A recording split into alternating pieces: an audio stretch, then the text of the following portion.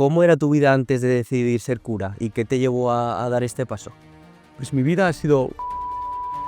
Conoces una chica que era del pueblo, que Sí. empieza a gustarte y ya hacia el final del verano yo estaba casi decidido a no seguir. ¿Qué opinas sobre temas como el sexo antes del matrimonio o de la pornografía? Tuve que oficiar el funeral de mi amiga y tienes que hablar y tienes que dar una palabra de consuelo. Cuando yo no la tenía, otros amigos me preguntaban, oye, ¿aquí qué ha pasado? Tú no estabas rezando por ella, ¿dónde está tu Dios? Me decían algunos amigos, ¿no? ¿Qué opinas del celibato? El celibato...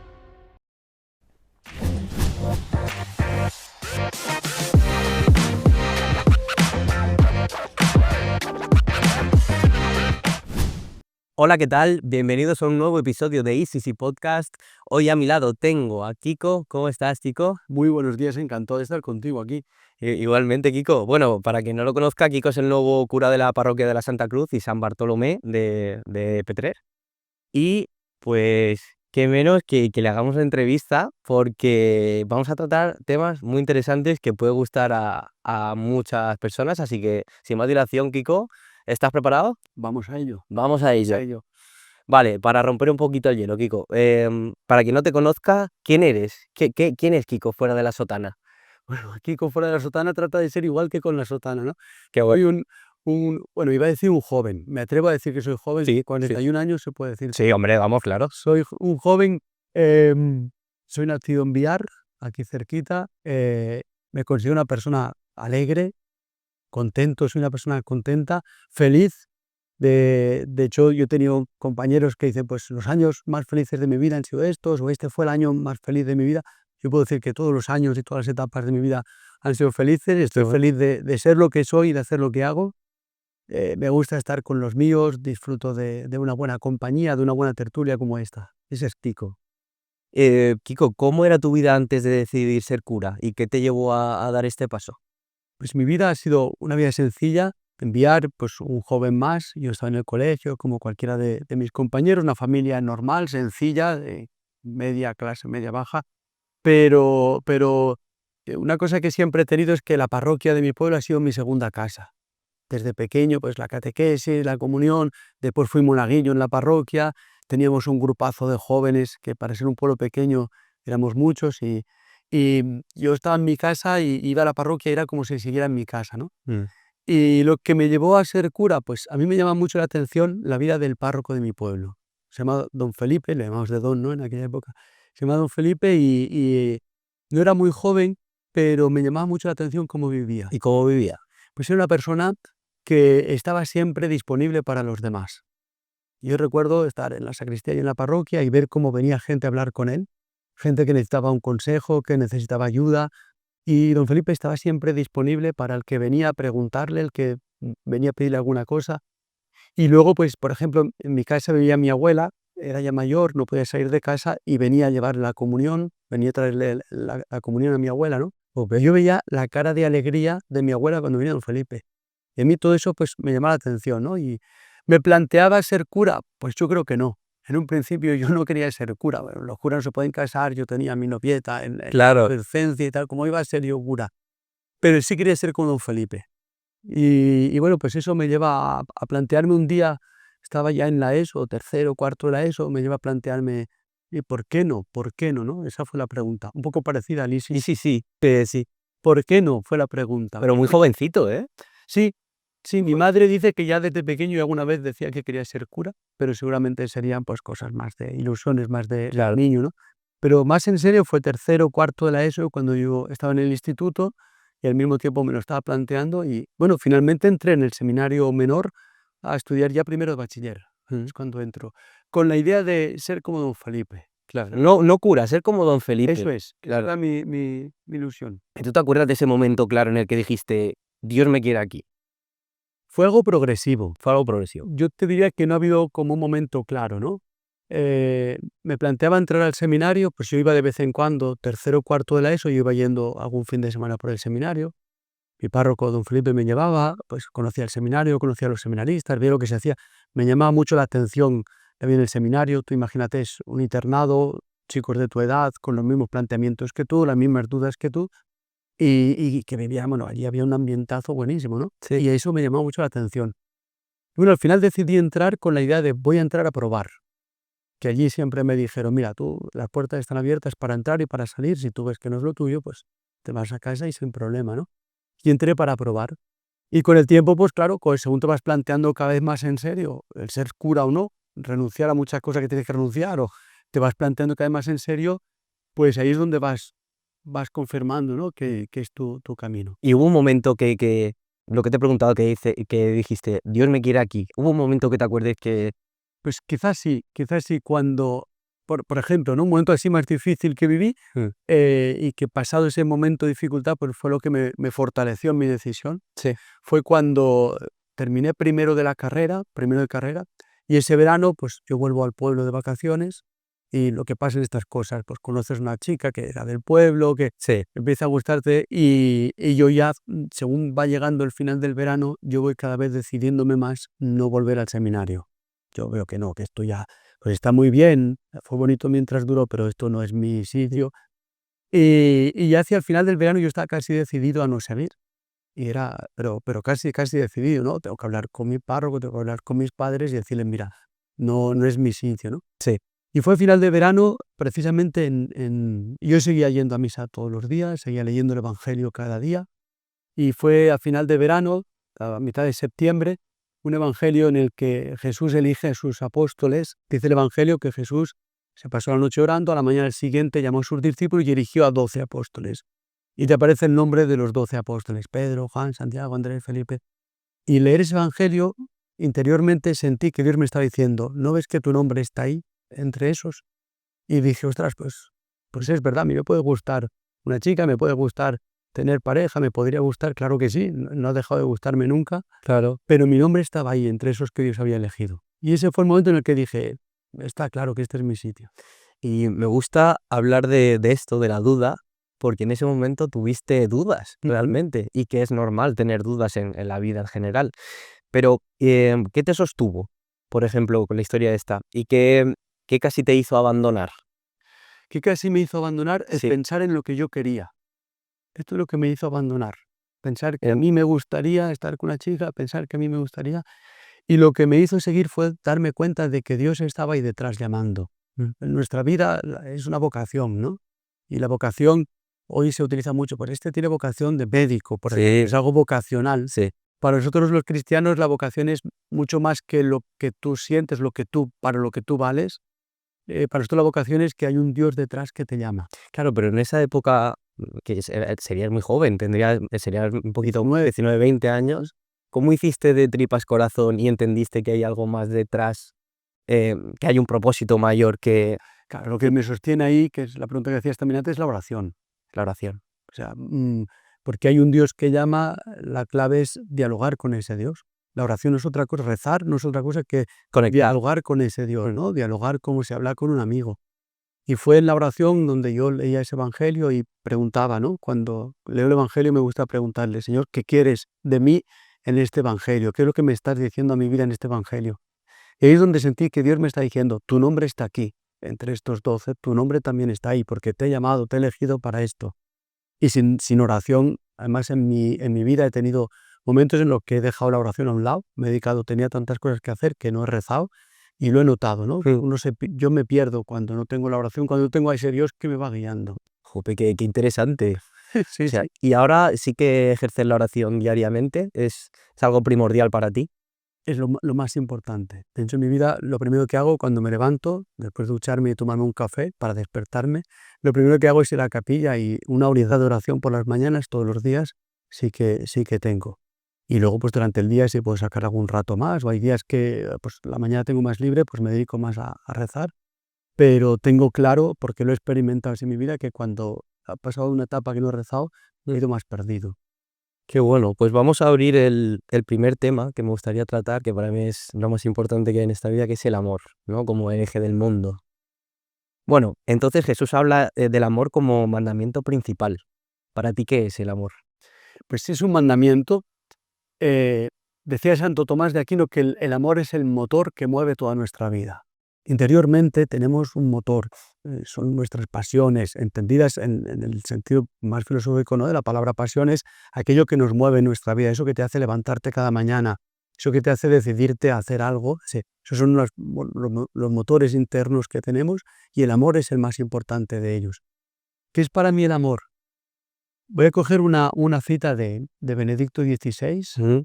un papa sabio como poco sabio últimamente, ¿no? Sabio. Y él decía que en el Antiguo Testamento el amor era un mandamiento. Amarás a Dios sobre todas las cosas, amarás a tu prójimo, es un mandamiento. Pero que desde Jesucristo, ya en el Nuevo Testamento, el amor no puede ser un mandamiento. El amor es una respuesta a otro amor. Para mí el amor es la respuesta al amor de Dios. Para mí el amor es Dios. Dios es amor. Y descubrir en mi vida cómo Dios me ama, cómo Dios me ha creado, cómo Dios me llama, cómo Dios me acompaña cada día, sentir, experimentar en mi vida ese amor de Dios, hace que para mí el amor sea una respuesta a ese amor. Yo no tengo que amar porque alguien me lo mande. Claro. Jolín, sería triste que el amor fuera una ley, un mandamiento, una norma. Es triste. Yo amo porque necesito amar, necesito responder a ese amor que he recibido. Y Kiko, ¿tú crees que puedes amar a alguien incluso cuando ese alguien te ha hecho daño? Es tan difícil, ¿A que es sí? tan difícil, ¿no? Pero pienso que sí que se puede. Eh, Perdona si cito otra vez el Evangelio, pero claro, No, claro, claro. Jesús en el Evangelio nos dice amar hasta... Una vez Pedro le pregunta, Maestro, si un hermano me ofende 7 veces al día, y pues le tengo que perdonar 7 veces, dice Jesús, 7 veces no, hasta 70 veces 7. O sea, hay que perdonar. Para mí el perdón es, para poder perdonar a alguien cuando me cuesta, primero es necesario sentirme yo perdonado. Yo creo que el perdón es algo que se contagia. Yo por mis solas fuerzas no soy capaz de perdonar. Ha habido gente que me ha hecho daño en mi vida, intento con mis solas fuerzas perdonar a esa persona, es imposible. Es difícil. El perdón así es imposible. Me Es ha dicho la vida imposible, me ha hecho una pasada y tenemos memoria. Y la memoria nos trae al recuerdo aquello que te pasó, te ha dejado incluso secuelas, ¿no?, en tu vida. Y cómo perdonar. Para mí la clave es sentirte perdonado. Yo en mi vida me siento perdonado, yo me confieso. Los curas también nos confesamos, ¿no? Y la confesión es ir a pedir perdón a Dios y descubrir que Dios te perdona. Porque Él siempre te perdona. Siempre. Cuando vas arrepentido, Dios siempre perdona. Ese es el amor más grande, ¿no? Dios es el amor más grande y el amor nos tiene que llevar a perdonar. Yo puedo perdonar a una persona porque la amo. Si no tengo amor es difícil, es imposible perdonar. Si no tengo amor es imposible. Y el amor se contagia. Sí. Yo he descubierto el amor de Dios y eso me lleva a amar también a nosotros. Y padre, ¿cómo podemos conseguir amar este mundo actual que vivimos, tan superficial, tan, pues eso, tan rápido, tan consumista? ¿Cómo lo podemos amar? ¿Cuál es el ejercicio? Bueno, es difícil también, ¿eh? Me propones cosas difíciles, Sí, pero esta es la tarea, ¿no? Esta es la batalla. Amar el mundo, yo diría más amar a las personas que están en el mundo. Amar a las personas que están en el mundo. El mundo es difícil. Tú decías el consumismo, el mundo es muy líquido ahora, todo pasa, las modas, muy rápido, viene una, ahora viene otra. No hay nada que permanezca, ¿no? Y ahora más una moda, pero se te ha acabado, ahora como... Pero yo creo que hay que poner en el centro a la persona. Yo creo que esa es la clave. El mundo está hecho de personas.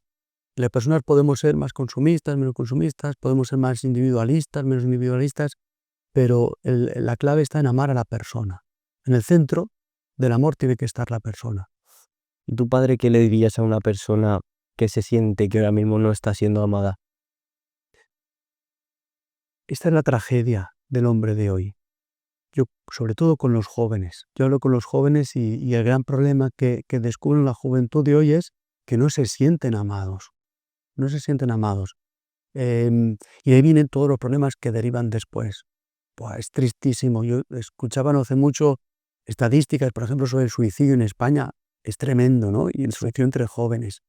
Y detrás de eso, ¿qué hay? ¿Qué hay? Pues hay que ese no sentirse amado. A veces mis padres no han tenido tiempo, no me han podido dedicar tiempo, porque han estado trabajando y no me he sentido amado desde pequeño. O a veces, pues la persona a la que yo he puesto mi confianza o la persona en la que yo me he apoyado, pues me ha dado la espalda y no me siento amado, ¿no? Claro, eso nos ha pasado y nos seguirá pasando toda la vida. ¿Qué le diría a un joven? Que siempre es amado, siempre somos amados. Somos amados primero por Dios, y ese amor de Dios nunca falla, ¿no? Y un joven cristiano se nota que es cristiano y se distingue de otro joven que no lo es porque se siente amado por Dios. A mí lo que me despierta cada día, lo que me hace levantarme cada día es sentirme amado por Dios. Y sé que ese amor no falla nunca. El amor de otra persona podrá fallar, ¿no? El amor de Dios, ese no falla nunca. Por lo tanto, siempre somos amados. Y luego también que a veces puedes no sentirte amado, pero eso no significa que no te quieran. Eso es otra cosa, es tu percepción, ¿verdad? Claro, yo me encuentro con niños, ¿no? Con jóvenes, con adolescentes. Estos años que he estado en el seminario, he estado siempre con adolescentes, con jóvenes, y es que he sentido desde pequeño que mis padres no me querían. Mira, pues esa percepción es errónea, ¿no? Es tu percepción, pero esa es errónea. Claro que te quieren. Un padre no puede dejar de querer a sus hijos. Lo que pasa es que tus padres pues, han estado trabajando o han tenido una vida difícil y a lo mejor no han sabido demostrarte que te quieren. Yo creo que el problema es este. No sabemos demostrar el amor que tenemos hacia otra persona o no sabemos hacer que la otra persona perciba que le queremos. A lo mejor lo hacen, sí, desde el trabajo. Mira, te estoy cuidando, me estoy yendo a trabajar para darte lo que necesitas, pero claro, no sabemos identificarlo como niños pequeños o como... Exacto. Es muy importante. Ahí al niño hay que decirle, tu papá te quiere. Y al joven hay que decirle, claro que tus padres te quieren aunque te regañen. Claro. Te regañan porque te quieren. Es que no me dejan hacer lo que yo quiero. Bueno, eso es normal, eso es bueno, ¿no? A los jóvenes hay que decirle eso y a los padres hay que decirles, buscar ratos de demostrarle que les queréis, ¿no? Es muy importante demostrar también. Hay que demostrarlo y hay que aprender a demostrarlo. A veces nos metemos en la rutina de trabajo, de problemas, de tal. Los padres, yo me imagino, llegan a casa pues cansados, llegan a casa con problemas y lo que menos les puede apetecer a lo mejor es dedicar un rato para charlar con su hijo, pues, jugar o contarle un cuento, lo que sea, ¿no? Pues al padre hay que decirles también, tienes que sacar esos ratos de demostrarle a tu hijo que le quieres. Es necesario, ¿verdad? Y fundamental. Y hablando de existencialismo, padre, ¿cuál crees que es el sentido de la vida para ti? Volvemos sobre el mismo tema, ¿no? El sentido de la vida, para mí la vida es un regalo. La vida es un regalo. La vida no es algo que yo me merezco. Es algo que es dado, ¿no? Claro, hay gente que dice, yo no me merezco vivir. Bueno, ¿quién se lo merece? ¿Tú has hecho algo para merecerte esto? Es un regalo. Un regalo es algo que te han dado gratuitamente sin que tú te lo merezcas. Y para mí la vida es un regalo de Dios. Yo soy criatura de Dios. A mí Dios me ha creado, ¿no? Para mí la vida, o sea, yo no estoy en este mundo como fruto de una casualidad. Jolín, pensar esto es tristísimo, ¿no? Sí. Pensar que yo estoy aquí, pues mira, casualmente mis padres se conocieron, casualmente mis abuelos se conocieron, casualmente mi abuelo vino a trabajar aquí y entonces conoció a mi abuela, entonces por casualidad... Es como jugar a la quiniela. Entonces yo soy fruto de una serie de casualidades interminables. El mundo también es fruto de una casualidad. Podemos hablar de relación fe-ciencia, ¿no? Pero el Big Bang es una teoría desde la ciencia, que por supuesto que la ciencia pues hay que escucharla, evidentemente, en lo que la ciencia nos aporta, ¿no? Pero que ese Big Bang sea por una casualidad o que casualmente con el tiempo los seres vivos hayan ido evolucionando, yo creo que detrás de eso hay algo más y hay un Dios que es Padre. Dios es Padre y es un Padre que nos ha hecho, que nos ha creado. Y yo soy un proyecto del amor de Dios. Yo estoy en el proyecto de amor que tiene Dios. Entonces yo soy fruto del amor de Dios. Y soy alguien que estoy en este mundo y el sentido de la vida para mí es que he sido amado y creado por alguien que me quiere, que por mí ha dado la vida en la cruz. Ese es el misterio de nuestra fe. Y el sentido de la vida, por lo tanto, se convierte en amar y ser amado. ¿Y por qué, padre, hay tantas gentes jóvenes perdidas, sin rumbo, con ese vacío existencial? ¿Por qué crees que es eso? La juventud tiene mucha fuerza, hoy y siempre, ¿no? La juventud tiene fuerza. Los jóvenes, necesitamos. Si me sigo considerando hoy, claro. Los jóvenes necesitamos cambiar el mundo, necesitamos hacer cosas, ¿no? Y esa fuerza increíble que tenemos los jóvenes, a veces no la vemos satisfecha, ¿no? No vemos que podemos alcanzar eso que buscamos, no vemos que el mundo cambie por más que lo intentamos. Y a veces eso es lo que nos crea esa sensación de vacío en nuestra vida. A veces lo que te decía antes, ¿no? A veces confío en una persona, pero esa persona me traiciona o me falla, ¿no? Y ponemos toda nuestra confianza en eso y luego eso desaparece. Sí. Hay que poner nuestra meta, nuestros ojos mucho más allá de las cosas de ahora, ¿no? Hay que mirar mucho más a lo lejos. ¿Y qué piensas de que la fe puede llenar todo el vacío que uno tiene mismo, más allá del dinero, de las redes sociales, del reconocimiento? Por supuestísimo. Mira, te lo digo en mi vida personal. Redes sociales no tengo. Dinero, aunque crean que en la iglesia tenemos mucho dinero, más bien poco. Y reconocimiento social no te digo yo lo que supone ser cura y por la calle vestido de cura, ¿no? Que te pueden decir mil cosas, ¿no? Como nos dice cuando vamos por la calle. Y sin embargo, te decía antes, estoy feliz porque, porque, porque vivo de ese amor, ¿no? Y yo creo que el vacío solo lo puede llenar Dios. El vacío del hombre, solo Dios lo puede llenar, porque Él es el que nos ha creado. No hay nadie en este mundo que me conozca tanto como Dios, ni siquiera yo a mí mismo. Yo puedo pensar que necesito esto. Dios sabe más que yo lo que necesito. Y el único que puede llenar el vacío es Dios. ¿Qué opinas de la frase esta que dicen, el tiempo de Dios es perfecto? Sí, esa frase se repite mucho en la Biblia, en el Antiguo Testamento, en los Salmos, ¿no? El tiempo de Dios es perfecto, porque Él sabe cuándo tienen que ser las cosas. Nosotros somos impacientes. Sí. Y en este mundo cada vez más, ¿no? Por naturaleza. Por naturaleza somos impacientes, pero ahora en este mundo mucho más todavía. Yo recuerdo a mi abuela cocinando, se pasaba un montón de tiempo. Ahora te pones la olla express y en un momento se hace, ¿no? O si no, llamas a cualquier empresa que te trae la comida a casa. Sí. Si el internet no te responde cuando tú le das al botón, ya te pones nervioso, ¿no? O mandas un WhatsApp y si no te contestan al momento, ya, ¿qué está pasando? Ya no me quiere, ya no quiere contestarme. Entonces somos inquietos por naturaleza. Y Dios no es, el tiempo de Dios es otro. El tiempo de Dios es otro, ¿no? Yo querría que esto fuera ya. Y Dios tiene sus tiempos. Y en esos momentos de vacío que hemos hablado al principio, ¿qué es lo que realmente te ayudó? ¿Te hizo tocar los pies con el suelo, con la tierra? ¿Cómo te acercaste más a Dios, aparte de la oración, por ejemplo? ¿Qué hiciste? Descubrir que Dios está por encima. Mira, un momento muy difícil, quizá un momento de más vacío que yo experimenté, incluso en la fe, siendo ya sacerdote, siendo ya cura, murió una amiga mía con 30 años. Y para mí ha sido quizá de los golpes más duros que me ha dado la vida, no solo por experimentar la muerte de alguien a quien quería un montón, nos queríamos un montón, ¿no? Y experimentar la muerte así, de esa manera tan rápida, ¿no? Y tan dura. Además porque yo había rezado mucho por esta amiga mía. Desde que yo me entero que tiene el cáncer, yo había rezado muchísimo. Y cuando se muere, primero que yo tenía que entenderlo. Y luego el hecho de ser el amigo cura, pues decía yo, a mí sus padres me interrogaban, me preguntaban, nuestros amigos me preguntaban, oye, ¿aquí qué ha pasado? ¿Tú no estabas rezando por ella? ¿Dónde está tu Dios? Me decían algunos amigos, ¿no? ¿Dónde está tu Dios? Tanto que rezas, tanto... Eso se lo decían a Jesús, tú, Paul. ¿Dónde está tu Dios? ¿Dónde está tu Dios? Lo decía también en la cruz. Esta es la clave. Y en el funeral, eso fue de lo más duro, ¿no? Tuve que oficiar el funeral de mi amiga. Y yo, tienes que hablar y tienes que dar una palabra de consuelo. Y yo, cuando yo no la tenía, ¿no? Recuerdo que elegí, en los entierros se puede elegir el Evangelio, ¿no? Hay varios pasajes del Evangelio. Yo elegí el pasaje en el que Jesús le dicen que ha muerto su amigo Lázaro. Y me impresiona cuando Lázaro, Jesús va a ver dónde han enterrado a Lázaro, y dice el Evangelio, y Jesús lloró. Es el versículo más breve de toda la Biblia es este. Jesús lloró.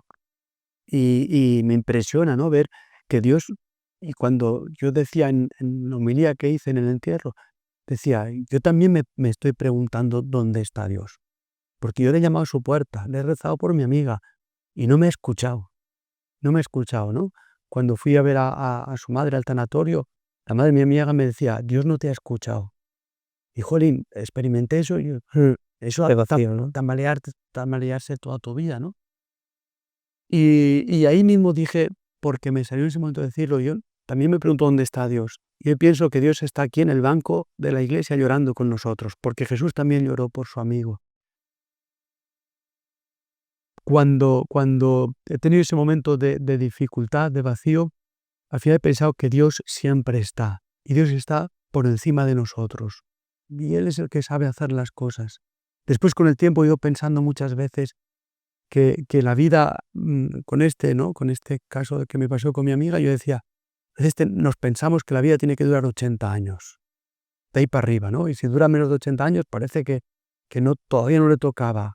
Joder, y eso parte de nuestro egoísmo, porque yo tengo que tener una vida de más de 80 años o mi familia tiene que durar más de 80 años. Sin embargo, la vida vale por sí misma, dure el tiempo que dure. ¿Cuántas cosas buenas ha hecho, por ejemplo, mi amiga Ana, que es la que murió, ¿no? ¿Cuántas cosas buenas ha hecho? ¿Cuántas cosas hemos vivido? La vida por sí misma vale, no si dura 80 años o dura menos. Por eso los tiempos de Dios, el tiempo de Dios es perfecto, porque nosotros lo vemos desde aquí, desde nuestra perspectiva egoísta, y queremos que el tiempo sea este. Queremos que la vida dure mucho y que la comida se termine de hacer en menos tiempo, que me responda antes al WhatsApp. Pero los tiempos de Dios son otros, y esos son los perfectos, porque Él es el que conoce, Él es el que nos ha creado y el que sabe cómo tienen que ser las cosas. Por eso no hay otra cosa que dé más paz en la vida, que dé más felicidad, que saber que Dios es el que lleva las cosas. ¿Y qué es lo que más te duele? Lo que más me duele de lo que veo, por ejemplo, alrededor, Sí, en general. quizá la injusticia y el escándalo de aquellos que tendríamos que dar ejemplo de esto que estoy hablando, los que más responsabilidad tenemos en esto, que somos los cristianos, por ejemplo, los curas, y que estemos dando menos ejemplo. Precisamente al contrario, ¿no? Que estemos dando peor ejemplo, es lo que más me duele. Lo que más me duele es ver un compañero cura que hace un escándalo, ¿no? Cuando dices, pues si tenemos lo más grande del mundo y lo estás desperdiciando, ¿y cuánto daño podemos hacer con nuestro escándalo, con cualquier cosa que no está bien, que tantas veces hacemos?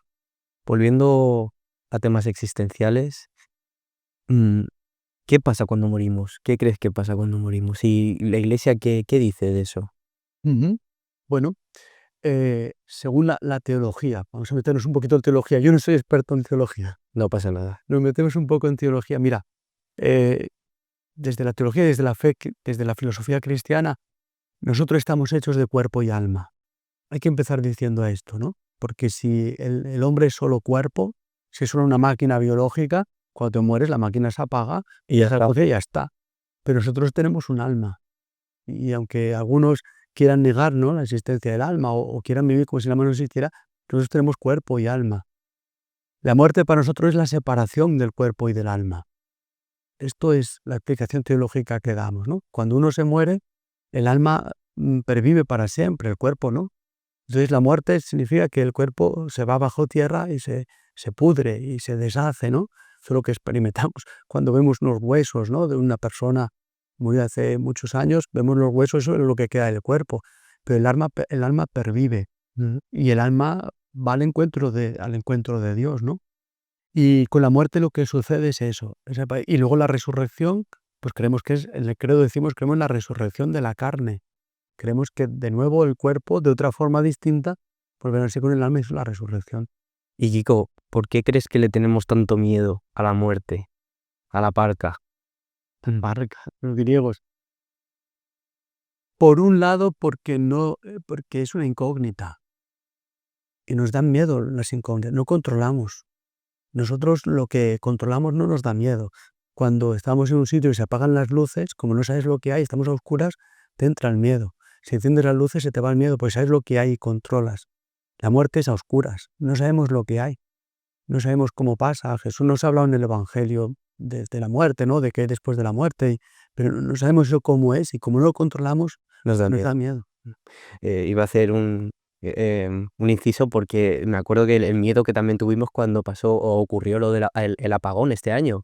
¿Te acuerdas que fue un caos? ¿Tú dónde estabas en ese momento? Pues mira, me pilló en mi pueblo, Te digo. que era el lunes de San Vicente, que celebramos aquí en la Comunidad Valenciana el día de San Vicente Ferrer. Ese día es festivo en mi pueblo, es como el anuncio, es como el anuncio de las fiestas de moros y cristianos que son después en mayo. Y ese día pues estaba en la no, estaba precisamente en el ayuntamiento, porque yo este año había sido el pregonero de las fiestas de mi pueblo. ¿Ah, sí? Bueno, pues ahí hay un acto oficial que se hace y tal, con los capitanes y más, y estamos en ese momento en el ayuntamiento, en el salón de plenos, echándonos unas fotos. Y entonces se apaga la luz y alguien dice, che, alguien apagó la luz, a ver quién se apoya en el interruptor, que estamos justo en ese momento haciéndonos una foto. Qué momento. Sí, recuerdo perfectamente que fue ahí. Decimos, el apagón o el COVID, Vamos a lo mismo, ¿no? El miedo de lo no desconocido. sabemos lo que es. Una gripe hoy no nos da miedo. No nos da miedo porque sabemos lo que es, tenemos unos medicamentos, sabemos los efectos, la hemos pasado más de una vez. El COVID al principio no sabíamos lo que era. Y padre, ¿qué le diría a una persona que acaba recientemente de fallecer, un familiar suyo, una persona que quiere mucho? ¿Qué le diría usted? Pues en primer lugar, que es normal la tristeza, porque podemos hablar aquí de la muerte, de Dios, de lo que quiera, sí, pero a la persona a la que quiero ya no la tengo a mi lado. Exacto. Y esto hay que pasarlo. Y el no tener a esa persona a la que quiero a mi lado, el no poder hablar con esa persona, no poder encontrarla, eso es lo que más nos duele, ¿no? Y en primer lugar es normal, absolutamente normal la tristeza. Hay que pasar ese duelo, ¿no? El duelo hay que pasarlo, que el duelo no es eh, que se llene el vacío, el duelo es que te acostumbras a vivir con ese vacío. Al final tienes que aceptar que ese vacío existe. Se ha muerto la persona que quieres y no la vas a volver a ver aquí en la tierra, y ese vacío, eso no lo va a llenar nadie, ¿no? Entonces, lo primero que le diría es normal que estés triste, es normal que incluso si ha sido una muerte difícil por las causas que han sido, hasta que sientas rabia, eso es lo más normal del mundo, ¿no? Y la rabia ante la muerte, pues una muerte inesperada, por ejemplo, ¿no? Pero luego también la palabra esperanza siempre está, y nosotros creemos en la resurrección, y que la muerte, al final antes te decía, se me olvidó decirte, ¿no? La muerte desde la perspectiva teológica, todo, que sabes, la separación. Para mí, te hablo desde mi experiencia, ya no en palabras más teológicas, la muerte es una puerta. La muerte es una puerta. Una puerta nos hace salir de una estancia para entrar en otra, ¿no?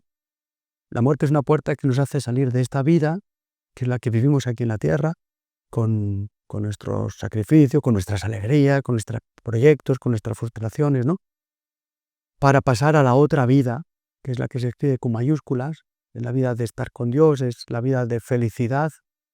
A mí me llama mucho la atención, si lees el Evangelio, cuando Jesús habla de la otra vida, siempre la compara con un banquete. Sí. Y a mí que me gusta la fiesta y que me gusta irme con mis amigos, claro, que me gusta cuando voy de boda o cuando voy de... Pues si a mí me gusta eso, pues el Jesús me está hablando de la otra vida como de un banquete, pues tiene que ser algo fantástico, ¿no? Poder reunirnos allí en el cielo. Y entonces la muerte es esa puerta, que ya no estás más aquí, pero pasas a esa otra estancia, esa otra vida con mayúscula.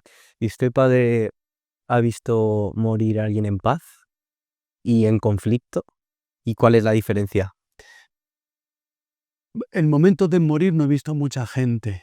No he visto mucha gente en el momento de morir. Sí he acompañado a gente por mi labor como sacerdote. Me han llamado muchas veces pues, a dar la extrema unción, las personas que están, ¿no? en las últimas. Pues. He visto gente que se ha alegrado mucho cuando he llegado a la casa, ¿no? A la casa o a la habitación del hospital o a la UCI. Cuando he llegado, si estaban conscientes y me han visto entrar, he visto gente de fe que se ha alegrado de verme. A lo mejor no me conocen, pero ven que entra un cura, ¿no? Y a lo mejor pues se han podido confesar, han podido hablar un ratito, o les he traído la comunión, y cuánta gente me ha dicho, estoy ya preparado, o estoy ya preparada para ver este encuentro con Dios, y con qué paz, ¿no? Y con qué serenidad. Y a gente a la que le he podido decir, pues a lo mejor que estaba arrepentida pues de su vida o de cosas que haya hecho en su vida, decir, pues te puedes ir en paz, Dios te perdona y te espera, ¿no? Para abrazarte en el cielo. Dios te espera para abrazarte en el cielo. Y cuánta gente he visto que se ha ido en paz. También he visto gente que cuando ha entrado un cura, pues se revolvía, ¿no? Porque a veces pues te llama la familia, pero la persona pues no quiere saber nada de la fe o no quiere saber nada del cura, pero la familia pues porque a lo mejor sí son más creyentes, te llaman Kiko, ven que mi papá se está muriendo, ¿no? Y he entrado y los he visto, pero luego en ese momento al final los he visto siempre terminar con un poco más de paz, con un poco más de paz. A colisión con todo esto, Mm. ¿qué piensas del infierno? ¿El infierno es real? ¿Es algo tangible? ¿Es un estado del alma o simplemente un símbolo? No, no es un símbolo, ni es un cuentecito de niños, ¿no? El infierno no es el cuentecito de niños, te portas mal, irás al infierno, ¿no? Si te portas mal, vendrá el hombre del saco y te llevará. No es eso. Tampoco es un sitio físico, tangible, que podemos tocar. Estamos hablando de una realidad espiritual, ¿no? Por lo hecho, si decimos que es un estado de vida, el infierno es un estado de vida. Un estado de vida. Sí, es un estado en el que después de la muerte ese alma tiene un estado, ¿no? No es un lugar físico. Lo que pasa es que pues, tradicionalmente hemos tenido que intentar explicarlo, nos lo han ido explicando de la forma humana, pero hablar de las cosas de Dios con las palabras humanas es tan difícil. A veces hay que hacer como un cuento, ¿no? Estos son los mitos, pues tratan de contar de modo humano las cosas sobrenaturales, que ver cómo las entendemos, ¿no? Claro. Entonces con el infierno siempre se nos ha dicho pues, que el infierno está abajo y el cielo está arriba, pero yo creo que no es un lugar, no está ni abajo ni arriba, porque en el mundo del espíritu, en el mundo espiritual no hay ni abajo ni arriba. No hay un lugar físico. El lugar físico está en la tierra, en lo material, en lo tangible. Pero el alma no tiene un lugar físico. ¿Cuán grande es el alma?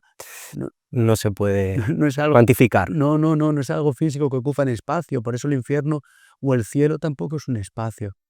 Para mí el infierno es, y volvemos a lo que llevamos hablando durante toda esta charla, para mí el infierno es la falta de amor. Vamos a ver, para mí el infierno es el estar alejado de Dios. El cielo es estar con Dios y Dios es amor y por eso es felicidad y por eso es un banquete. Habla Jesús de un banquete. El infierno es precisamente el lugar donde no está Dios, donde no hay amor. Y el infierno no es donde hay llamas y hay castigos físicos, obviamente no, ¿no? Yo creo que eso tampoco lo quiere Dios. El infierno es vivir lejos de Dios y por lo tanto vivir lejos de tu Creador, vivir lejos del que te quiere, vivir lejos del que es el amor. Para mí el infierno es eso, ¿no? Hablando de infierno, pecados, ¿qué sentido tienen hoy en día los pecados capitales? ¿Qué representan realmente? Pues los pecados al final el pecado es la falta de amor. Por eso el pecado los lleva al infierno, porque el pecado es que tú eliges apartarte del amor. Tú eliges Conscientemente. conscientemente. Si no hay conciencia, no hay pecado. Eso es así, ¿no? Pero yo conscientemente sé que Dios me quiere, sé que Dios me ha dicho, esto es el amor y esto es lo que quiero que hagas. Yo te he creado para amar y para ser amado, yo te amo y te he creado para que ames. El pecado es decir, yo no quiero amar. Quiero amarme a mí mismo. Y ahí empezamos con los pecados capitales, ¿no? Los pecados se llaman capitales porque viene del latín caput capitis, que es cabeza, ¿no? Son, como digamos así, los 7 pecados de los que luego derivan todos los demás. Los principales. Eso es los principales, ¿no? Luego están los que vienen después, ¿no? A raíz de eso. Y claro que existe el pecado. Y quien no se lo crea, que mire en nuestro mundo. Existe la avaricia, es un pecado capital. Existe la ira. Y de la ira viene la violencia, y viene la violencia en tantos ámbitos distintos que vemos la violencia. Existe la pereza. Bueno, pues hay que mirar el mundo o mirar nuestra propia vida. Sí. Mira, yo tengo mucha pereza muchas veces. Yo también. Sí, claro que existe el pecado. Y al final, ¿por qué la pereza es un pecado? Porque la pereza te impide amar. La pereza es que si está aquí en el sofá, pues no voy a hacer algo que podría estar haciendo por alguien a quien debería de querer, ¿no? O alguien a quien quiera. Al final, el pecado no es otra cosa que una falta de amor.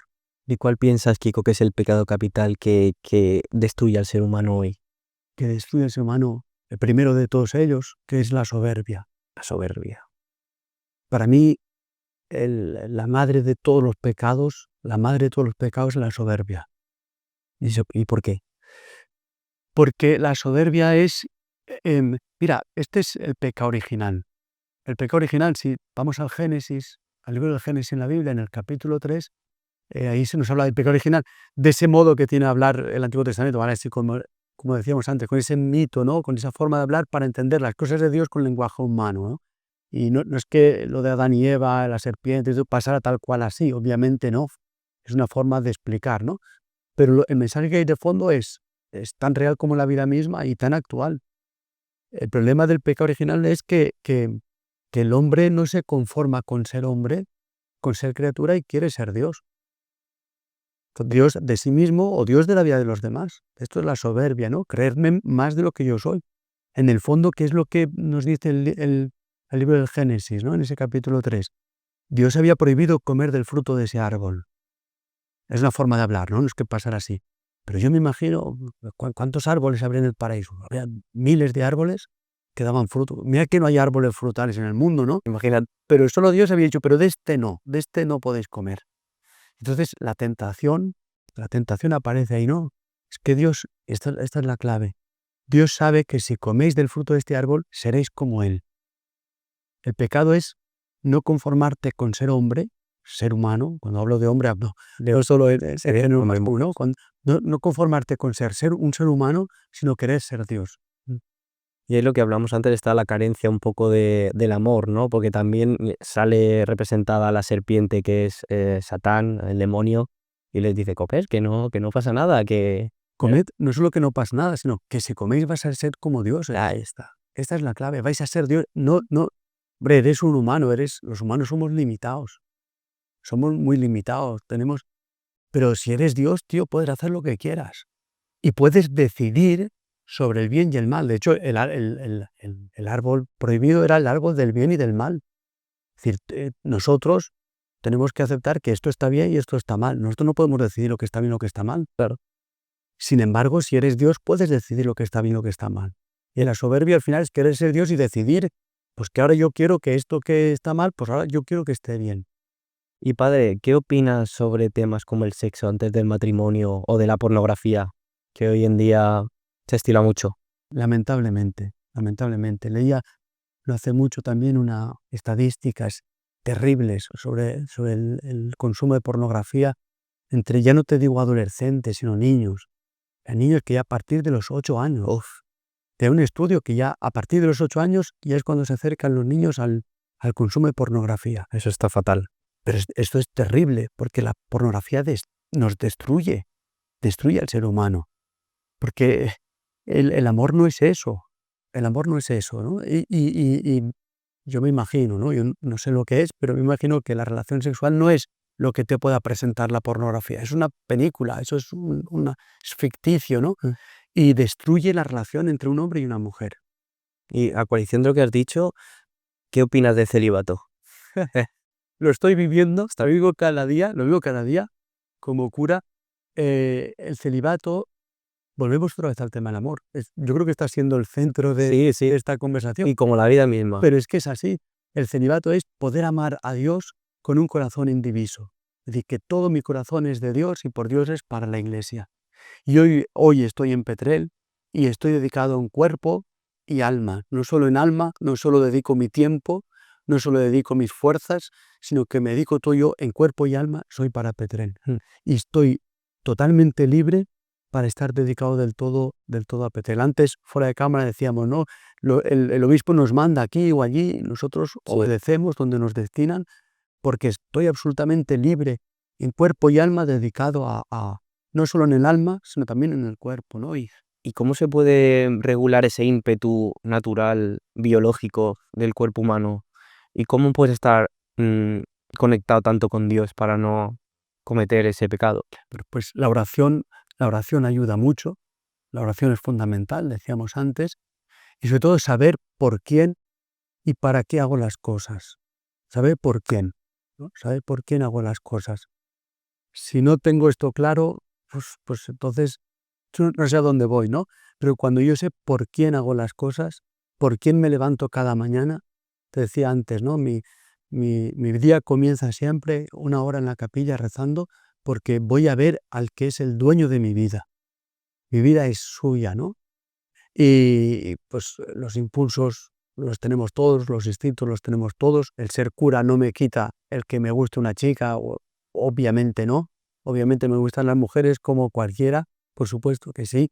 Y eso el ser sacerdote no te quita eso. No cambia, claro. Eso no cambia. pero me imagino que como cualquier persona yo pienso en mi padre, ¿no? Pienso en un amigo que tiene una mujer, que tiene una familia y puede encontrar otra chica que le pueda gustar, pero no puede, él sabe por quién está, él sabe a quién se debe, ¿no? Se debe a su mujer, se debe a su familia. ¿Y la Iglesia, piensas, Kiko, que debería de actualizar su visión de la sexualidad hoy en día? Sin perder lo que es fundamental, sin perder lo que es fundamental. Aquí te diría una cosa que me parece clave. Se nos pide mucho, la Iglesia tiene que actualizarse, la Iglesia tiene que adaptarse a los tiempos. Yo no estoy de acuerdo con eso, porque la Iglesia tenemos 2000 años de historia y hemos hecho de todo, de todo. Lamentablemente hemos hecho de todo en estos 2000 años de historia y creo que la Iglesia la hemos fastidiado y hemos metido la pata cada vez que hemos querido adaptarnos al mundo. En la Edad Media el mundo era feudal y la Iglesia se hizo feudal y los obispos eran príncipes y tenían palacios. Nos adaptamos al mundo, ¿no? En la Edad Media el mundo no era como hoy. La mentalidad de cualquier persona era una sociedad feudal y la Iglesia se adaptó al mundo y todavía hoy nos están criticando y nos están echando en cara la Inquisición, por ejemplo.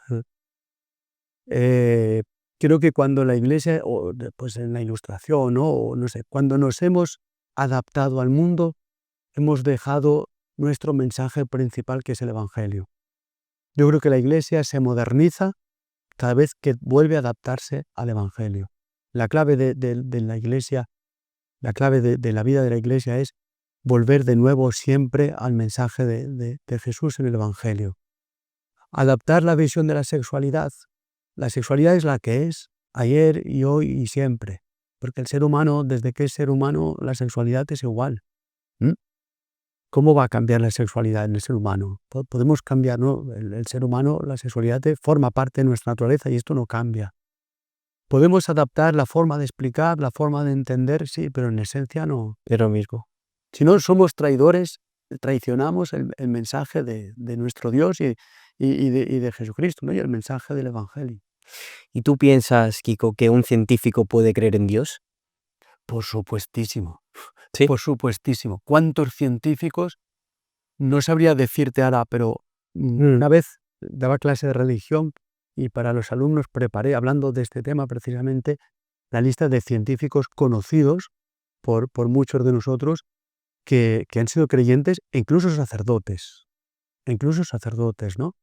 El padre de la genética era fraile, agustino, creo, ¿no? Como el Papa León.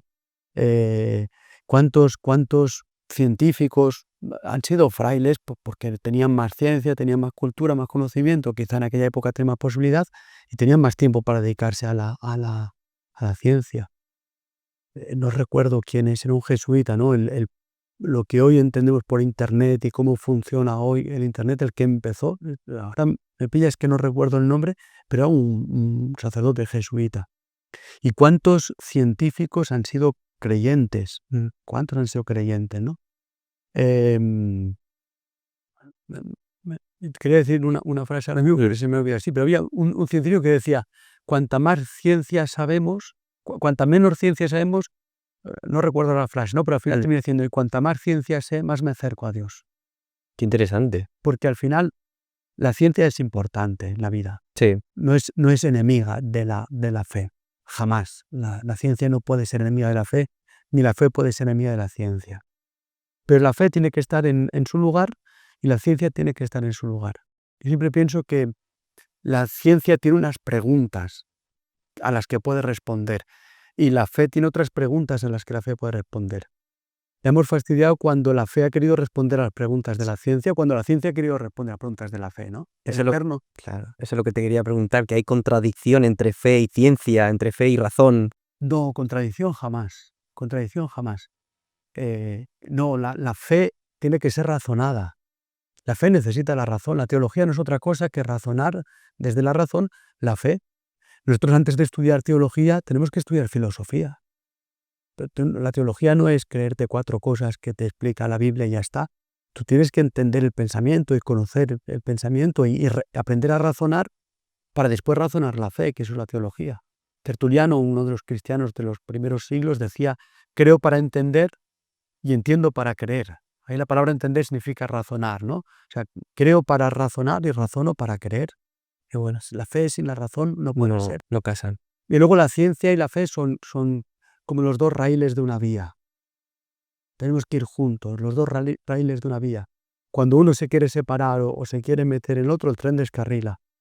Y entonces, como te decía antes, ¿no? El eterno debate.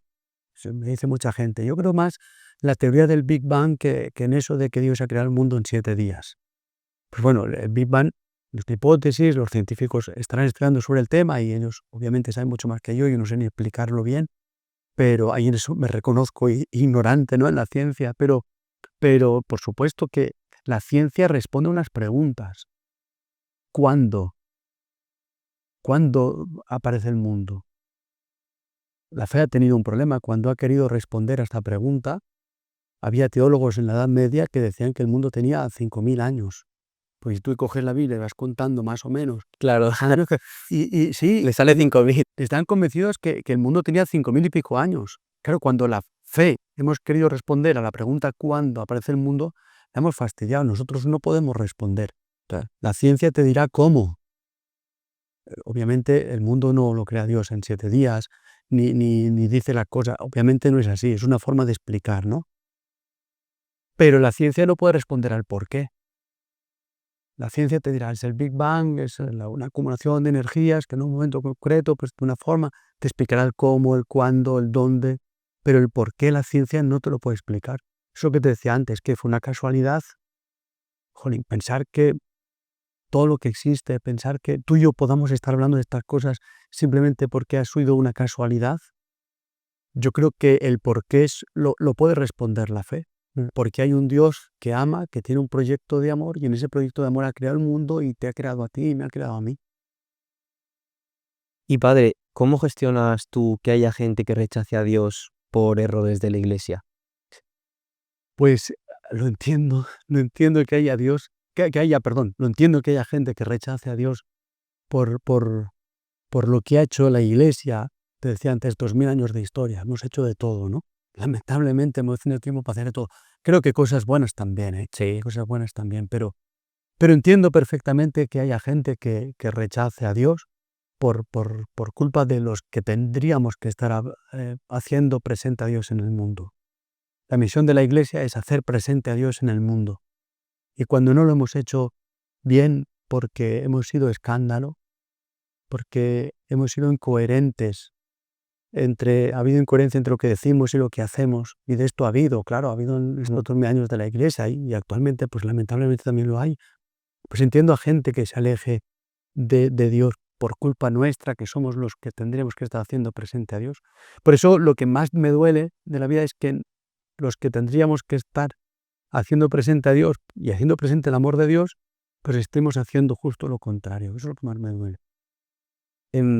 Hablando del nuevo Papa, ¿qué opinas de él y hacia dónde crees que va la iglesia?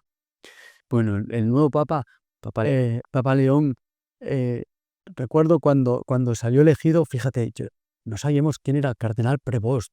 Cuando salieron a anunciarlo, yo estaba en el seminario entonces con los seminaristas, lo seguimos en directo, tal, y el cardenal Prevost me parece que es un hombre, porque tenía un cargo muy importante dentro de la curia en el Vaticano. El cargo que ocupaba era prefecto de la congregación de obispos. Eso dentro de la curia pues es un cargo de mucha responsabilidad y muy importante. Y sin embargo, un hombre tan sencillo que no se hacía de notar, no se le conocía, se dedicaba a hacer lo que tenía que hacer, trabajando en lo escondido, pero haciendo bien su trabajo, aquello que tenía que hacer, ¿no? Lo veo como un hombre sencillo, súper preparado, un hombre que siendo norteamericano ha vivido muchos años en Perú. Habla perfecto español. Perfecto, en español con ese acento peruano tan bonito. Y ha estado mucho tiempo en Perú, en Chiclayo, y eso hace que conozca la iglesia, no solo de Estados Unidos, sino la iglesia de América, que está hoy tan fuerte, ¿no? Que es tan potente. Ahí, en Latinoamérica la iglesia está creciendo muchísimo. Él conoce la realidad de la iglesia en Latinoamérica, en países de misión. Él ha estado en la selva, ¿no? Como sacerdote. Y luego pues ha tenido también puestos de responsabilidad dentro de la Orden de Agustinos, a la que él pertenece, y luego últimamente en el Vaticano, con lo cual creo que tiene una preparación buenísima. siendo norteamericano, habiendo estado en Perú, habiendo estado en misiones tantos años y habiendo estado también en la Curia, que conoce también la Iglesia en Europa y la Iglesia en la Curia Vaticana, pues yo creo que tiene una preparación buenísima. Y me gusta porque es canonista, estudió Derecho Canónico. Como tú. Sí, exacto. Y le gusta llamar a cada cosa por su nombre. Y creo que una cosa muy buena que está aportando el Papa León es que vamos a poner a cada cosa En su lugar, ¿no? y a cada cosa vamos a ponerle su nombre. Qué bueno. ¿Y qué esperas del futuro del cristianismo en nuestro país, en España? Pues que estamos viviendo un tiempo precioso para la Iglesia. Estamos viviendo un tiempo, para mí es apasionante el tiempo que estamos viviendo en la Iglesia. Yo no echo de menos, de ninguna manera echo de menos los tiempos de nuestros abuelos, cuando todo el mundo iba a misa, cuando todo el mundo era cristiano, por la gracia de Dios. No echo de menos esos tiempos, porque yo creo que la Iglesia es Iglesia cuando somos pocos, pero tratamos de ser auténticos. Qué bueno. Cuando hemos sido muchos en la Iglesia, hemos perdido la autenticidad y hemos terminado siendo cristianos pues porque había que serlo, ¿no? Y vamos a misa pues porque hay que ir a misa, y nos bautizamos pues porque tenemos que bautizarnos, y nos casamos todos por la Iglesia porque toca Porque hacer toca. esto, ¿no? Ahora las bodas han descendido muchísimo, hay muy pocos bautizos, hay muy poca gente en misa, pero ahora es cuando tenemos que ser auténticos, ¿no? Y por eso creo que este tiempo es apasionante. ¿Y qué opina de que los jóvenes se alejen de la iglesia? Bueno, por un lado, sí que en estos últimos decenios sí que se ha notado muchísimo, ¿no? Y soy del año 84, en los años 90, yo recuerdo en mi parroquia, en otras parroquias, ¿no? Te decía antes, mi parroquia era como mi segunda casa, era un grupazo de jóvenes, donde ibas, pues te encontrabas con un mogollón de jóvenes. El otro día fue el encuentro que organiza la diócesis, un encuentro de jóvenes todos los años, eran un centenar. Cuando yo era joven éramos 1500, 1800 jóvenes, ¿no? De toda la diócesis que nos juntamos. Y es verdad que ha descendido mucho. Es la realidad de la Iglesia que estamos viviendo, esa realidad apasionante. Pero también hay un despertar de jóvenes en la Iglesia que me está llamando mucho la atención en estos últimos tiempos. Y el otro día salía hasta en las noticias, ¿no? Bueno, un programa de estos de la tarde, estos que son de tertulia o de Sí. debate y tal, y salía una joven cristiana, como decía, somos pocos, pero nos lo estamos tomando en serio. Hay un despertar de movimientos de Yo jóvenes también lo creo, ¿eh? en la Iglesia que me está llamando mucho la atención y que es lo que hace que vengamos los que queremos venir, ¿no? Venimos porque es costumbre ir a la Iglesia. ¿Cómo se deja el rencor? Puf, ¿cómo se deja el rencor? Venciéndolo con amor. Venciéndolo con amor. Hay que vencer al mal a fuerza de bien, decía San Pablo, ¿no? Antes hablábamos de eso. A mí me han hecho una mala pasada y tenemos memoria, y Sí. la memoria nos lo recuerda. Y cómo yo puedo dejar de tener ese rencor hacia esa persona que amando, y amando no significa que vamos a volver a ser amigos como lo éramos antes. Amar no significa vamos a tomar 2 cervezas y aquí no ha pasado nada. Empezar de cero no se puede, porque hay tú coges un papel, lo arrugas, por mucho que lo planches, las arrugas De lo mismo. se quedan, y en nuestro corazón pasa lo mismo. Alguien nos ha hecho daño y la arruga siempre queda, por más que lo planches. Y el rencor nos sale dentro. Y amar no significa, pues vamos a tomar 2 cervezas y aquí no ha pasado nada. Eso yo creo que no es. Eso Queremos perdonar así, por eso es tan imposible perdonar, ¿no? está claro. El rencor se vence deseándote el bien. Esa persona que me ha hecho tanto daño y a la que le tengo rencor, bueno, pues no va a volver a ser como antes, no voy a ser amigo de juntarme con él, pero voy a desearle el bien. Voy a desearle el bien. Y sobre todo, pues mirando las cosas buenas más que las malas. Hasta Jesús perdonó a Judas. Exacto. Y a mí. Y Jesús también me perdona a mí cuando yo tantas veces le he dado la espalda, ¿eh? Y Dios perdona, ¿no? Y cuántas veces me he encontrado en la confesión con gente que dice, a mí Dios no me va a poder perdonar.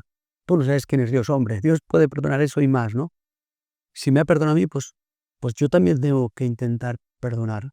Perdonar no significa eso, volver a hacer que aquí no ha pasado nada, sino perdonar significa decir, bueno, pues yo te deseo lo mejor.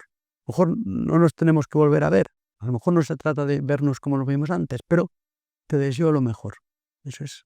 Eso, y que me parece muy interesante esta pregunta, y es cómo empieza alguien a rezar cuando nunca lo ha hecho. ¿Qué herramientas le puedes dar tú, padre?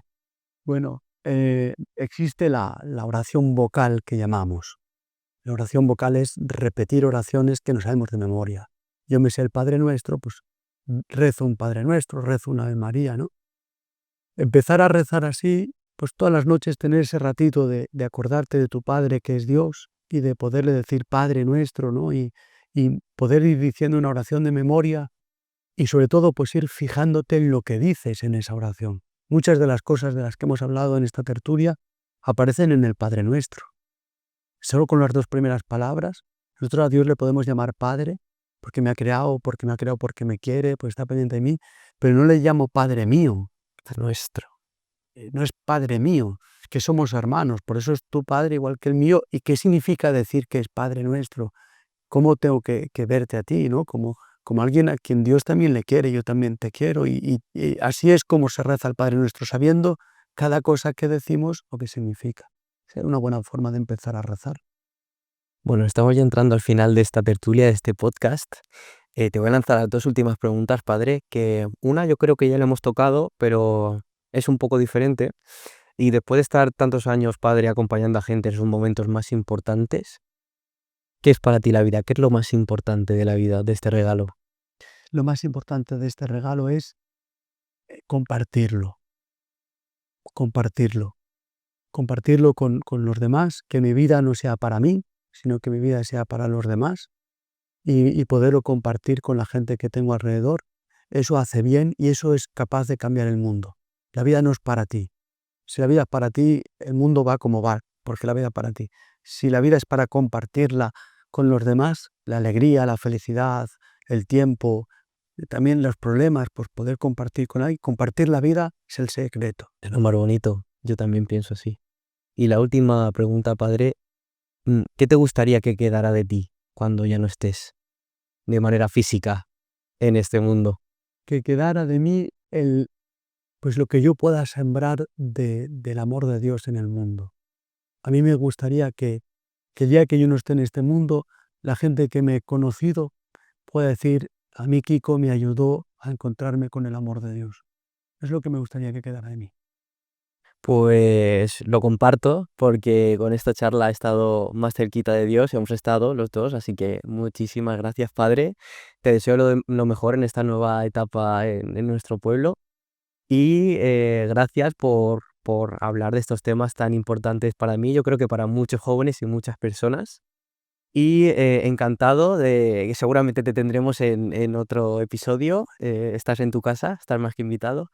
Y nada, este es el final. Así que chicos, muchísimas gracias por haber escuchado hasta el final este episodio con Kiko, que ha sido muy especial para mí. Y nada, nos vemos en el siguiente. Cualquier cosa, duda, en los comentarios os leemos y nos vemos en el próximo. Hasta luego.